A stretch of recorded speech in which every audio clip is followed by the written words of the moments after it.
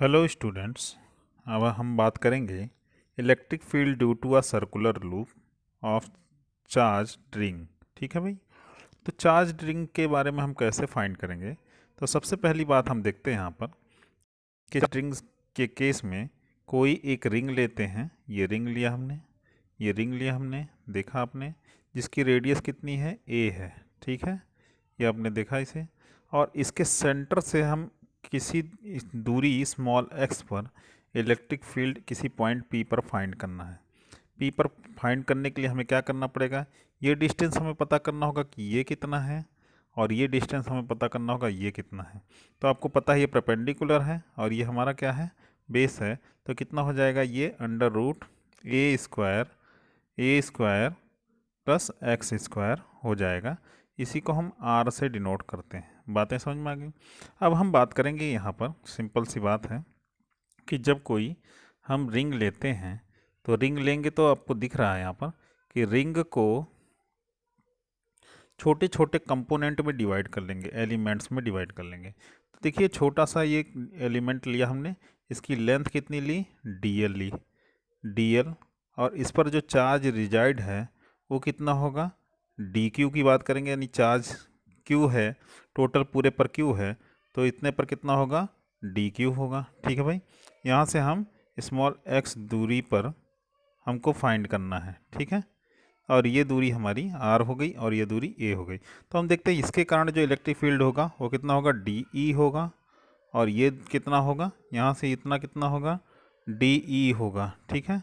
अब D E को हम दो कंपोनेंट में डिवाइड करेंगे। तो सबसे पहले हम देखते हैं कि इधर हम देखते हैं डी ई कॉस थीटा आता है, इधर हमको मिलेगा डी ई कॉस थीटा, ये डी ई कॉस थीटा, और ये D E sine theta, D E sine theta. ठीक है, तो इधर भी हमको डी ई साइन थीटा मिलेगा। अब हम देखते हैं यहाँ पर क्या कंडीशन होता है। तो हम मानते हैं कि जिस तरह से लिखा हुआ है, let O be the centre of the circular ring of a radius small A having a charge Q से पॉजिटिव चार्ज। ठीक है, uniformly distributed over its its circumference is 2 pi A. अगर किसी का रेडियस ए है तो 2 पाई आर होता तो 2 पाई आर, और रेडियस ए है तो 2 पाई ए है। ठीक है, तो पर यूनिट लेंथ पर कितना चार्ज होगा, पूरे पर क्यू है तो इतने पर कितना होगा। तो आप देखेंगे पर यूनिट लेंथ पर कितना होगा, क्यू अपॉन लेंथ। तो आप देखते हैं लेंथ की जगह क्या रखा है, क्यू अपॉन 2 पाई ए रखा हुआ है। ठीक है भाई।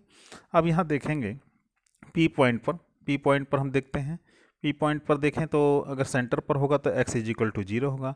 अगर हम डी क्यू निकालें, छोटा सा चार्ज कितना, डी एल पर, जो छोटा सा, ये आपने देखा था रिंग देखा था, उसका छोटा सा पार्ट लिया था डी एल, तो इस पर कितना चार्ज होगा, तो आप कहोगे डी क्यू। तो D Q is equal to कितना होगा, तो आप कहेंगे कि पूरे पर कितना चार्ज है और इनटू स्मॉल लेंथ। ठीक है, अगर हम कह दें 1 मीटर पर इतना है तो 10 मीटर पर कितना होगा, तो 10 का गुणा कर देंगे। ठीक है भाई इसमें।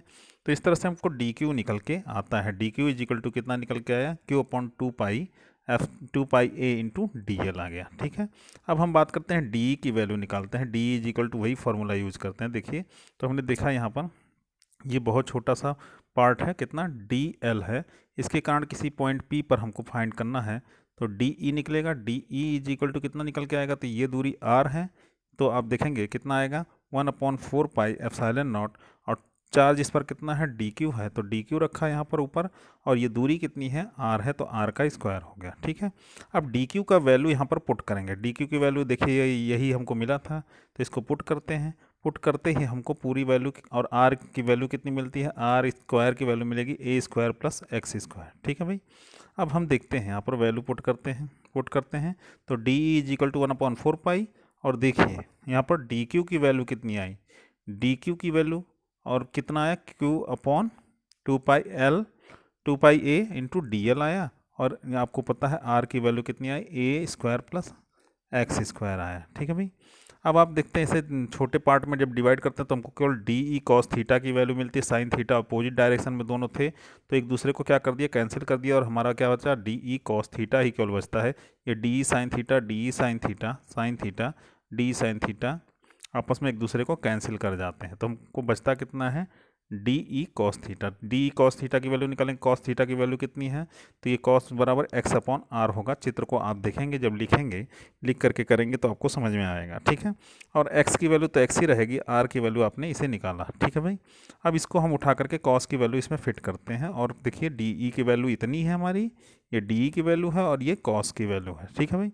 जब इसे सॉल्व करते हैं तो आपने देखा क्या बचता है, क्यू, क्यू देखिए क्यू है और एक्स को एक साथ लेते हैं, बाहर किया डी एल, डी एल मतलब क्या हो गया, आपने देखा ये देखिए छोटा पार्ट था, इतना छोटा सा पार्ट था। अब इसको छोटा छोटा जोड़ते जोड़ते आएंगे, D L D L D L जोड़ते आएंगे, तो integration of D L is equal to कितना होगा, टू पाई ए, टू पाई ए, क्यों, क्योंकि ये हमारा होल सरकमफ्रेंस होगा, ठीक है।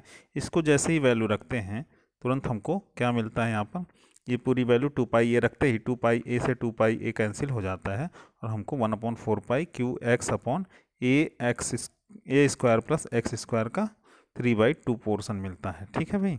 तो यहाँ तक हमको फाइंड करना होगा। अगर हम सेंटर पर फाइंड करना चाहते हैं तो x बराबर 0 रखते हैं, तो वही हमको सर्कुलर लूप के सेंटर पर मिल जाता है, ठीक है भाई।